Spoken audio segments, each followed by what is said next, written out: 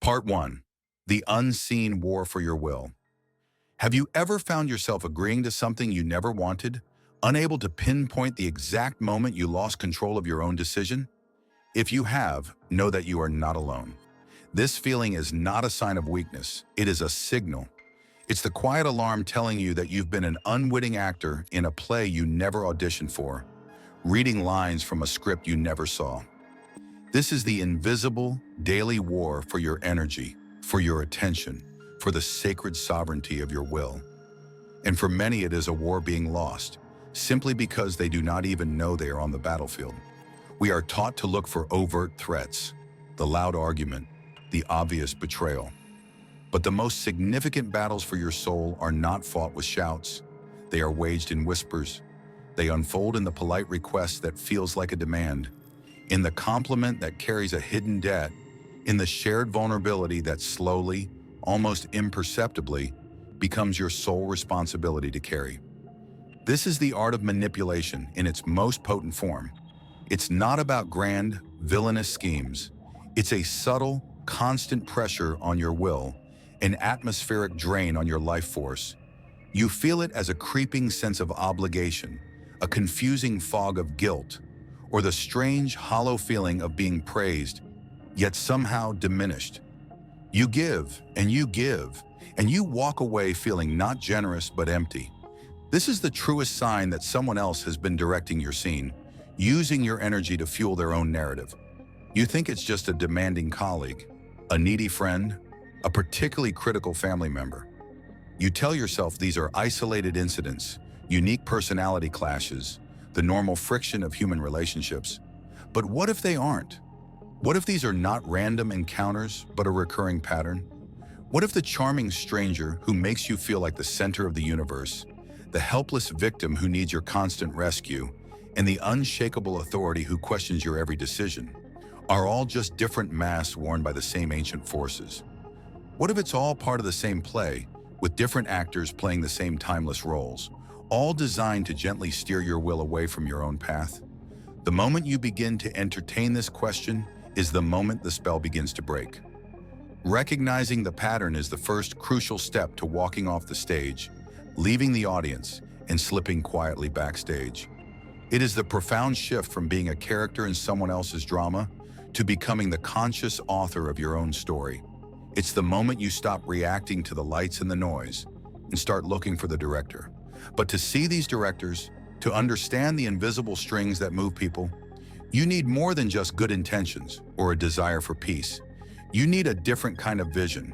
You need a key that doesn't just unlock doors, but unlocks the very machinery behind the human stage, revealing not only what people do, but the deep hidden hunger for power that drives them to do it.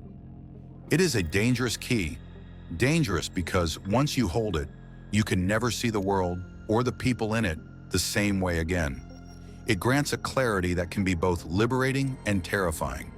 This key was forged in the mind of a man who was not afraid of the dark, who stared into the abyss of human nature until it stared back and did not flinch. Friedrich Nietzsche. He gave us the map to this unseen war, and in this journey together, we will learn to read it. Part 2. The Nietzschean Key. So how do you claim this power?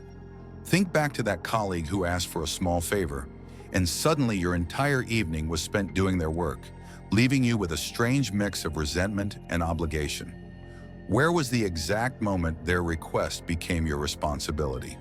That is the invisible stage where the play is performed.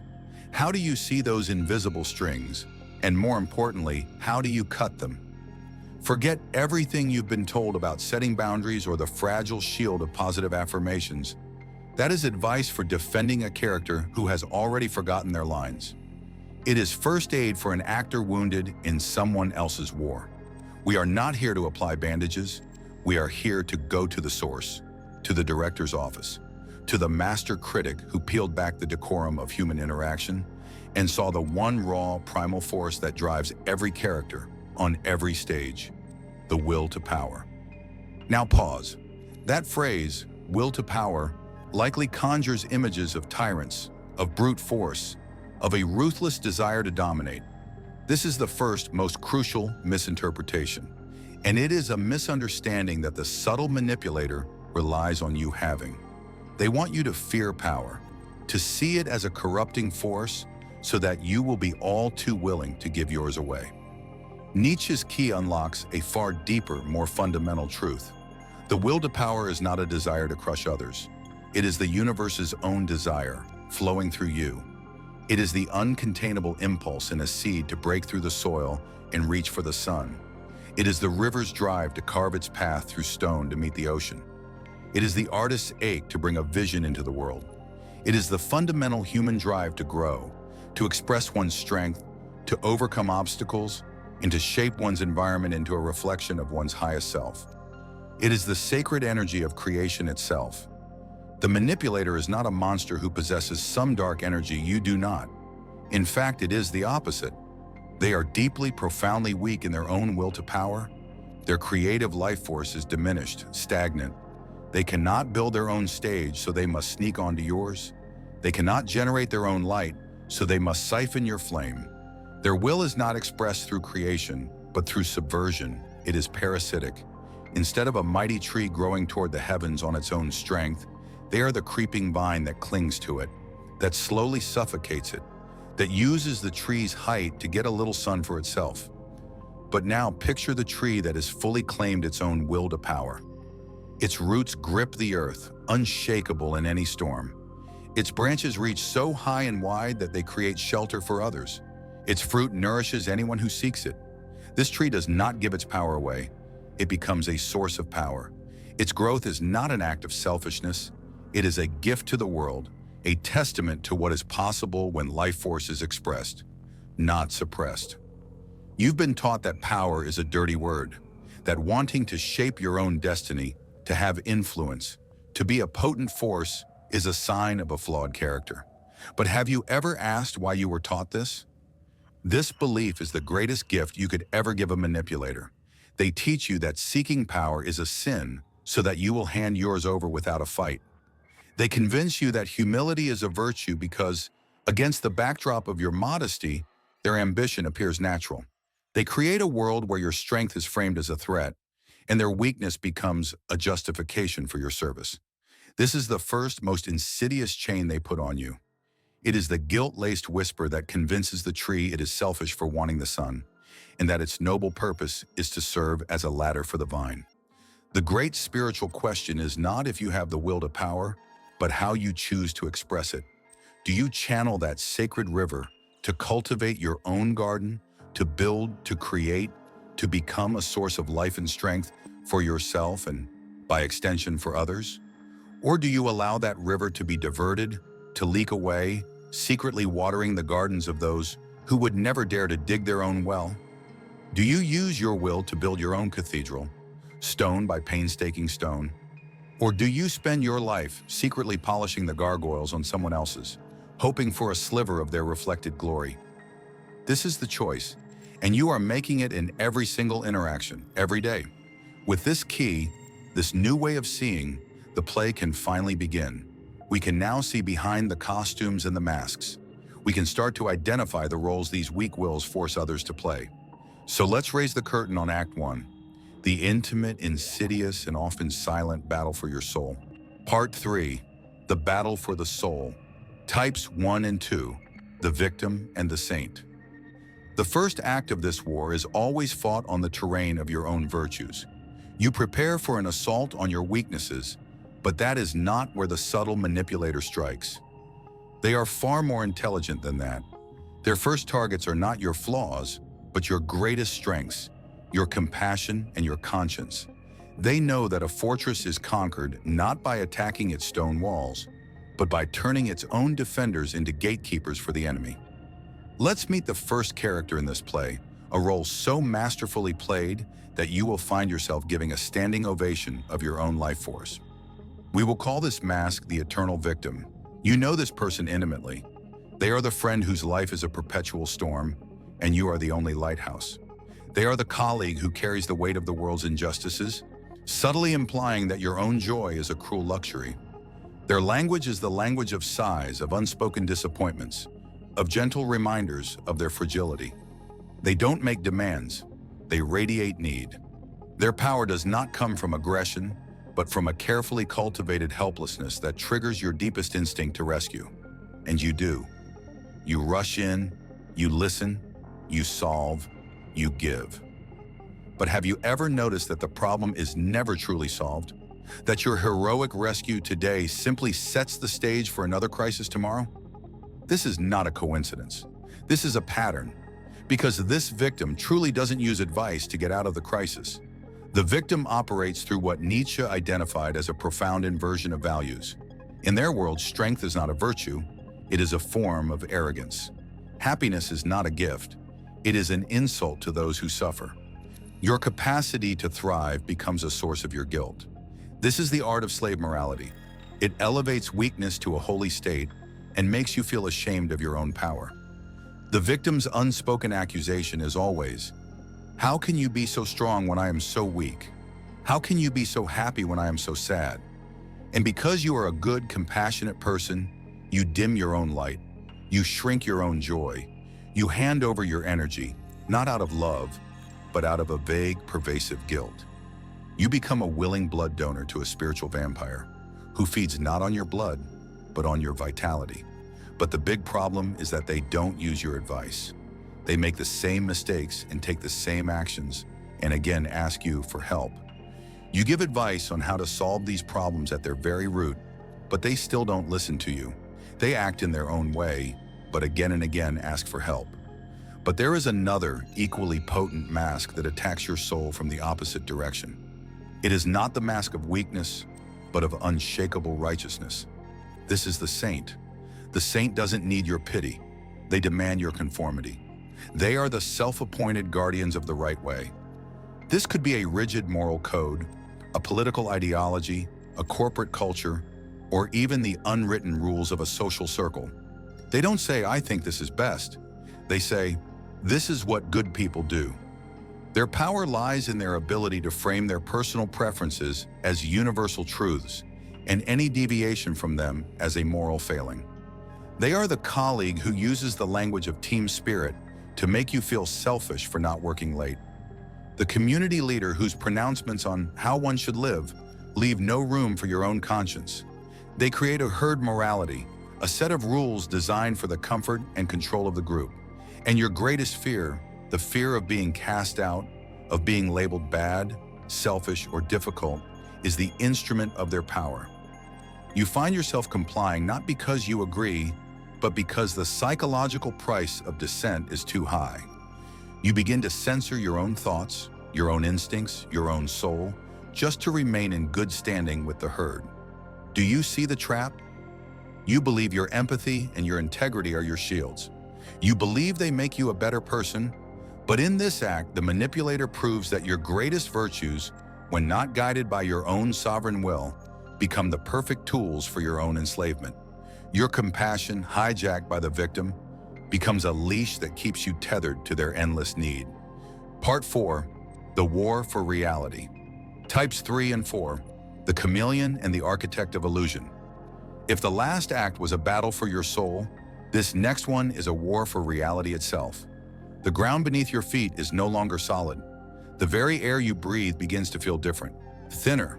The manipulator's target has shifted from your heart to your mind, from your virtues to the very lens through which you see the world. Let us pull back the curtain on the next actor. This one is perhaps the most common, a master of the social stage.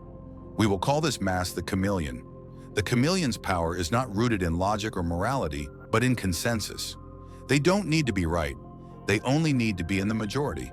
Have you ever been in a meeting, excited to share a new, perhaps unconventional idea? You begin to speak, and you see them. They don't attack your idea.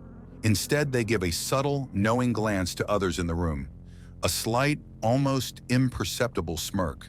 They might say something seemingly innocent, like, "That's certainly a creative approach. I'm just not sure if everyone is ready for that." In a single move, the conversation is no longer about the merit of your idea. It is now about your relationship to the group. The chameleon weaponizes your fundamental human need to belong. Their unspoken question hangs in the air. Are you with us or are you against us? They create an invisible fence around the acceptable way of thinking, and your intuition, your unique perspective, is suddenly on the outside. You begin to feel a strange, cold sense of isolation. A question which feels like it's your own starts to echo in your mind. Am I the only one who sees this? Am I being difficult? That question is not an insight. It is an injection. It is the poison the chameleon uses to make you doubt your own perceptions. They are not trying to win an argument. They are trying to make you feel alone in your own truth. By reflecting the perceived opinion of the group, they render their own beliefs irrelevant. They have no color of their own. They simply become the color of the room, making you the only one who stands out. They make you an exile in your own tribe. But there is a level of manipulation so profound, so corrosive, it makes the chameleon look like a mere amateur. This next actor doesn't just want to make you an exile in your tribe. They want to make you a stranger in your own mind. This is the architect of illusion, the gaslighter. This is the ultimate expression of a weak will to power. Unable to win in the world as it is, they must shatter your perception of it. The architect doesn't just misquote the script. They deny the script was ever written. They move the furniture in your mind while you sleep and then express confusion when you keep bumping into things. I never said that. You're being far too sensitive. It was just a joke. You have no sense of humor. Each of these statements is a wrecking ball aimed at the foundations of your reality. They will methodically dismantle your memory, your emotional responses, and your sanity until you are left standing in the rubble, believing you are the one who swung the hammer. You find yourself constantly apologizing for things you're not sure you even did. You begin to preface your feelings with, "Maybe I'm crazy," but you start to believe that the fog is not in the room, but in your own head. The chameleon severs your connection to the truth of the world around you. The architect of illusion severs your connection to the truth within yourself.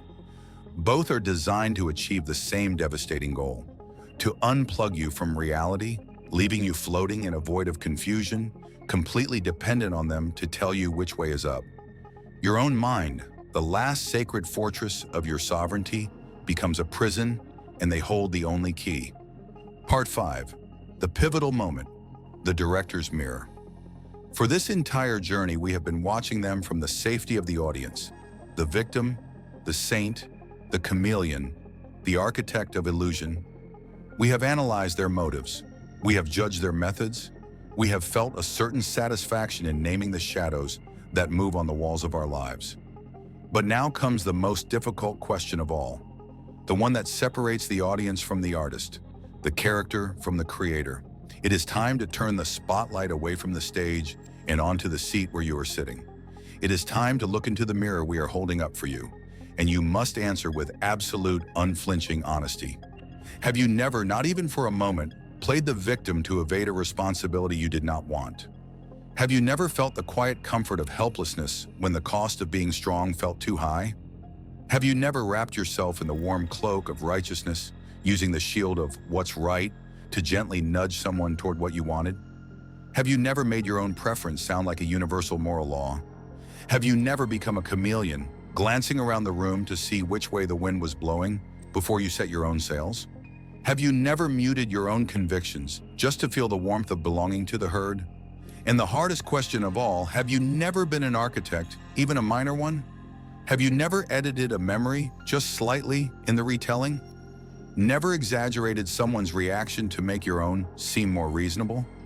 Never twisted the story just enough to make yourself look a little better and someone else look a little less stable? This is the pivot, the turning point of our entire journey together. Because the profound and often terrifying truth that Nietzsche revealed is that the will to power is not a monstrous force that lives in other people. It is the very pulse of life itself. It lives in you. That deep, primal drive to grow, to influence your world, to shape reality is as much a part of you as your own heartbeat. The question was never if you have this power. The only question that has ever mattered is from where you wield it. Do you wield it from a place of fullness? From a place of creative strength, like the tree whose power is expressed in its own growth, providing shelter and fruit as a natural consequence of its own thriving? Or do you wield it from a place of lack, from a place of fear, of perceived weakness? Because these roles, the victim, the saint, the chameleon, the architect, they are not identities. They are strategies. They are the scripts we reach for when our own wellspring of power feels dry, when we believe we cannot get the sun by growing, so we must resort to becoming the vine that clings. They are the emergency tactics of a will that has forgotten its own divine ability to create. It's dangerously easy to be the hero in your own story, pointing out the villains on your stage. It is the most comfortable illusion we can build for ourselves. But acknowledging the mask you sometimes wear is not an admission of weakness. It is the highest, most potent form of power. It is the moment a mere actor, unconsciously reciting lines given to them by fear and circumstance, awakens to the consciousness of a director. A director understands every role. A director knows every line. And because they know the entire script, they are no longer bound by any single part of it. They can choose. They can create. They can consciously and deliberately write a new scene. If you have faced that question honestly, if you have looked into that mirror without flinching, then you are ready.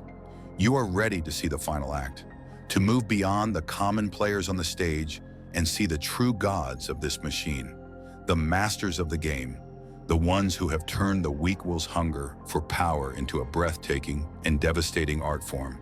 Part 6, the masters of the game, types 5 to 7, the gray eminence, the ideologue, the chaos creator. You have seen the players on the stage. You have even looked in the mirror and recognized the masks you sometimes wear. Now look up, look into the rafters, into the shadows backstage, far above the lights. Here dwell the true masters. They don't just act in the play, they build the entire theater. They don't just pull the strings, they weave the very tapestry of the stage. The manipulations we have discussed so far are but ripples from the stones these figures cast into the water. Let us meet the first of these titans, the one you will never see but always feel. This is the gray eminence, the puppeteer. This individual has no interest in the throne, only in the ear of the king. Their power is not in the spotlight, but in the influence they wield over the one who stands within it. They are the quiet advisor whose suggestions mysteriously become company policy. The trusted confidant whose whispered warnings shift the entire course of a family's future. They never take credit. They never seek applause. Their greatest strength is their perceived lack of ambition, which makes their guidance seem pure, objective, and utterly trustworthy. Their throne is built in the negative space of accountability, a kingdom where they can never be dethroned, because their name is on no official document. They crave power, but fear the vulnerability that comes with wearing the crown. To oppose them is impossible, for you cannot fight a ghost. You only see the effects of their power, the sudden changes in strategy, the inexplicable rise and fall of others, like a ship changing course for a reason no one on deck can see. But even the puppeteer is a player in a larger game. For who wrote the script the king is reading? This brings us to a far more profound level of influence. The ideologue, the playwright. This master manipulator does not deal with individuals. They deal in worlds. They craft the grand narratives, the political, social, moral, and religious scripts that an entire culture unconsciously agrees to live by. The ideologue doesn't need to convince you to work 80 hours a week. They only need to have written the cultural definition of success that makes you do it willingly. They don't need to censor your thoughts. They only need to shape the language you use to think them, making certain ideas feel noble and others heretical. Their power is so vast, it becomes invisible, mistaken for reality itself. It is the air you breathe, the water you swim in. You follow their script not because you are forced to, but because it has never occurred to you that an alternative could exist. They offer us a pre-written story for our lives, complete with heroes and villains, a comforting map for a chaotic world. The only price of admission is our unquestioning belief. It is the most seductive prison ever built. Then there is the final, most terrifying master, the rarest and most nihilistic of them all. This is not the puppeteer who seeks control, nor the playwright who builds a world. This is the chaos creator, the arsonist. This individual has seen the machinery of the world and found it meaningless. They play the game not for gain, not for status, not for control, but for the aesthetic pleasure of watching the stage burn. They are the colleague who introduces a single, toxic rumor just to watch the organization tear itself apart. They are the online voice that sows division and discord not to win an argument, but for the sheer spectacle of the ensuing rage. They are a philosopher with a match, a void with a will. They embody Nietzsche's ultimate abyss, the terrifying freedom that comes when one believes in nothing. Their manipulation is the purest and most corrosive, for it serves no end but its own destructive energy. They are not just playing the game, they are a living critique of it. What unites these three masters? A single earth-shattering realization that the rules of life are not rules at all. They are merely suggestions written by someone else. And once you understand that, you can either rewrite the rules, control the writer, or simply burn the entire book. You thought the game was about your boss, your partner, your friend. You thought the stakes were personal. The stakes are existential. These masters show us that the small manipulations we face daily are but echoes of a much larger war of wills, a battle of gods for the shape of reality itself. To try and outplay them at their own game is to be a pawn aspiring to be a rook, while they own the entire board. We have seen the entire hierarchy, from the pathetic to the titanic, from the clinging vine to the one who sets the forest on fire. And now it becomes clear, there is only one way out. It is not to become a better manipulator, not to learn their tricks, not to climb their ladder. Part 7, The Director's Choice, The Path of the Overman. So this is the great stage of life, a chaotic theater of wills, from the clinging vine of the victim to the arsonist who would burn the whole world for the spectacle. You have seen the strings. You have seen the puppeteers. You have seen the playwrights who write the scripts that entire cultures mistake for reality. And now, with the house lights up and the machinery of the stage exposed, you are left with a single profound and life-altering choice. One path is to stay in the theater. You can take what you have learned and try to become a better actor. You can learn to play the game with more skill, to become a petty puppeteer in your own small drama, pulling the strings of those around you with a little more finesse. You can try to win a game that was rigged from the start, fighting for a better role in a play you did not write, on a stage you did not build. The other path is to walk out of the theater entirely, to leave the noise, the dust, and the stale air behind, to step out into the clean, silent, terrifying, and limitless expanse of an empty stage, and to begin to create your own. This is Nietzsche's final, transcendent answer. It is the path of what he called the Overman, a word often mistranslated as Superman, but which means something far deeper, the Overman. This is not a person who has more power over others. This is a person who has achieved absolute, unshakable mastery over themselves. This is the path of becoming the sovereign director of your own life. The director is not concerned with the cheap dramas playing out in other theaters. They are too consumed with a far more magnificent, far more difficult, and far more rewarding task, the act of creation. They are writing their own script. They are building their own stage. They are composing their own masterpiece. Their power is not in dominion, but in discipline. Their will is expressed not in controlling the reactions of others, but in mastering their own actions. Think of it. The victim's hook of pity finds no purchase in you because your compassion is a resource you now allocate consciously, not a switch they can flip with a sigh. The saint's cage of herd morality cannot hold you because you have forged your own higher moral code in the fire of self-examination. The chameleon's pressure to conform is meaningless because you are no longer a reflection of the room.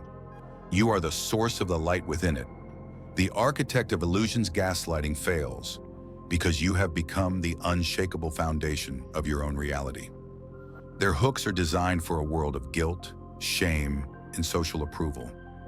But you are no longer a citizen of that world. You are an artist, a creator, building a new one. But let us be honest. The old stage seems safe. Its rules are known, even if they are shackles. There is a strange comfort in its predictability. The empty stage is terrifying. It offers absolute freedom, but it demands total responsibility. There are no lines to read, no director to blame, no audience to applaud. There is only you, the silence, and the infinite potential of the first scene. To choose this path is the ultimate act of courage. Yet look closely at the two lives. The manipulator, in all their forms, is a slave. They are utterly dependent on the reactions of others. Their every move is a calculated plea for an emotional response. Their power is a borrowed parasitic thing. Their life is one of constant, exhausting warfare, a relentless game of offense and defense that offers no peace, only a temporary shifting of fear. The director, however, is free. Their actions spring from an inner source of strength, from values they have deliberately chosen. They are not reacting, they are creating. Their life is not a war, it is a work of art. This is the only true power there is. You do not win the game, you transcend it. You become the game maker. The curtain has fallen on their play. You can see it for what it is. And now in the silence, a new curtain slowly begins to rise. It reveals your stage. It is empty. It is waiting. The first line of your new script begins with your answer to this one question. What is the first value, the first sacred law you will write for yourself? Declare it. Write it in the comments below. Not for us, but for you. Let it be the first stone you lay for the new cathedral of your life.